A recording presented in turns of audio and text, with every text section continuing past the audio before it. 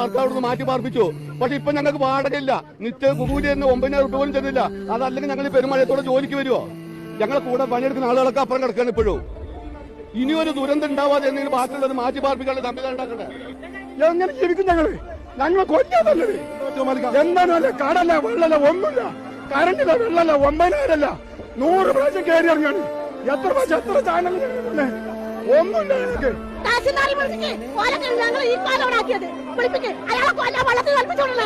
ലേശ ഉളുപ്പുണ്ടോ? അങ്ങനെ ഒരു സാധനം ഉണ്ടാവാൻ ചാൻസ് ഇല്ല. കാരണം ഉണ്ടെങ്കിൽ ഇതുപോലെ വീണ്ടും നമ്മുടെ നാട്ടിലെ ജനങ്ങൾ മീഡിയാസിന്റെ മുന്നിൽ ഇങ്ങനെ കരഞ്ഞു വിളിച്ചുകൊണ്ട് വരുന്ന ഒരു അവസ്ഥ വരത്തില്ല. ഇവിടെ എന്തെങ്കിലും സംഭവിച്ച അപ്പൊ പറയും കേന്ദ്രത്തിൽ നിന്ന് പൈസ കിട്ടിയില്ല, കേന്ദ്രം 5ന്റെ പൈസ തന്ന് സഹായിച്ചില്ല, അങ്ങനെ എന്തൊക്കെയോ പറഞ്ഞുകൊണ്ട് വോട്ട് പിടിക്കാനായിട്ട് അല്ലെങ്കിൽ അവരെ കുറ്റം പറയാം ഇവരെ കുറ്റം പറഞ്ഞുകൊണ്ട് കുറെ ആൾക്കാർ വരും. നിങ്ങളുടെ കേന്ദ്രത്തിന്റെ പൈസയും വേണ്ട, നിങ്ങളുടെ കേരള സർക്കാരിന്റെ പൈസയും വേണ്ട, ഒരു ഖജനാവിലെ പൈസയും വേണ്ട. പക്ഷെ നമ്മൾ സാധാരണ ജനങ്ങൾ എല്ലാ മലയാളീസും അല്ലെങ്കിൽ ഇന്ന് ചെറിയ കുട്ടികൾ ഉൾപ്പെടെ അവരുടെ സേവിങ്സിൽ നിന്ന് എടുത്തുകൊണ്ട് ഒരു 750 കോടി ഇതുപോലുള്ള പാവങ്ങളെ സംരക്ഷിക്കാൻ വേണ്ടി ഈ ദുരിതാശ്വാസ നിധിയിലേക്ക് തന്നിട്ടുണ്ടായിരുന്നു.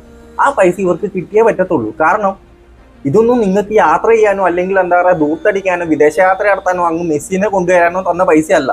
അത് ഈ ജനങ്ങൾക്ക് ജനങ്ങളുടെ കഷ്ടപ്പാട് അറിഞ്ഞ് ജനങ്ങൾ തന്നെ ജനങ്ങൾക്ക് വേണ്ടി കൊടുത്ത പൈസയാണ്. അത് അവരുടെ കയ്യിൽ തന്നെ കിട്ടാൻ വേണ്ടിയിട്ടാണ്, കിട്ടുക എന്നുള്ളൊരു പ്രതീക്ഷ കൊണ്ടാണ് നിങ്ങളുടെ കയ്യിൽ തന്നത്. ഏകദേശം 400 കുടുംബങ്ങൾക്കാണ് അന്ന ദുരിതത്തിൽ പലതും നഷ്ടപ്പെട്ടു പോയത്.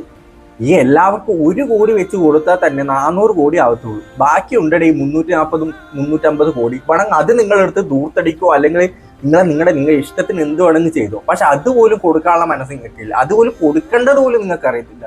പക്ഷെ എന്തെങ്കിലും ദുരിതം വന്നു കഴിഞ്ഞാൽ പൈസ സമാഹരിക്കാൻ മാത്രം അതിനൊരു കുറവില്ല. പക്ഷെ നാട്ടുകാരുടെ കയ്യിൽ നിന്ന് പിരിച്ച പൈസ കൊടുക്കാൻ മാത്രം നമുക്കറിയത്തില്ല. കാരണം നമുക്ക് വാങ്ങാനല്ലേ അറിയത്തുള്ളൂ. ഇനിയിപ്പം കുറെ അടിമകൾ വന്ന് ചിലപ്പോൾ തെറി വിളിക്കും, അല്ലെങ്കിൽ വന്ന് പറയും ടൈം ആകുമ്പോൾ മാത്രമേ കൊടുക്കാൻ പറ്റൂ, അത് അങ്ങനെയാണ് ഇങ്ങനെയാണ്, അല്ല അത് ഇവിടെ പോയി എന്നൊക്കെ വന്ന് പറയും. ആവശ്യത്തിനാണ് ആ പൈസ വേണ്ടത്. അതുകൊണ്ടാണ് ജനങ്ങളെല്ലാവരും പിരിച്ചുകൊണ്ട് അത്രയും പെട്ടെന്ന് അത്രയും പൈസ നിങ്ങളുടെ ദുരിതാശ്വാസ ഫണ്ടിലേക്ക് ഇട്ടത്. ആവശ്യത്തിന് പൈസ കൊടുക്കാൻ പറ്റുന്നില്ലെങ്കിൽ പിന്നെ എന്തിനാണ് പൈസ? നിങ്ങളുടെ പൈസക്ക് വേണ്ടിയിട്ടല്ല ഇവിടെ ഓരോ ആൾക്കാരും വന്നിട്ട് ഇങ്ങനെ എന്താ പറയാ മീഡിയാസിന്റെ മുന്നിൽ പ്രതിഷേധ പ്രകടനമായിട്ട് വന്നുകൊണ്ടിരിക്കുന്നത്. ജനങ്ങളുടെ പൈസക്ക് വേണ്ടിയിട്ടാണ്, ജനങ്ങൾ തന്ന പൈസയാണ്.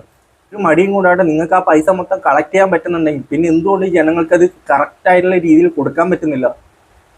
അതിന് മാത്രം ചോദിച്ച ഉത്തരം ഉണ്ടാകത്തില്ല. കാരണം എന്തെങ്കിലും ചോദിച്ചാൽ അല്ലെങ്കിൽ ഇതേ ചോദ്യം ആരെങ്കിലും ചോദിച്ചാൽ അപ്പം ശരിക്കും ഇതാണ് മെയിനായിട്ട് ഇപ്പം നടക്കാൻ പോകുന്നത്.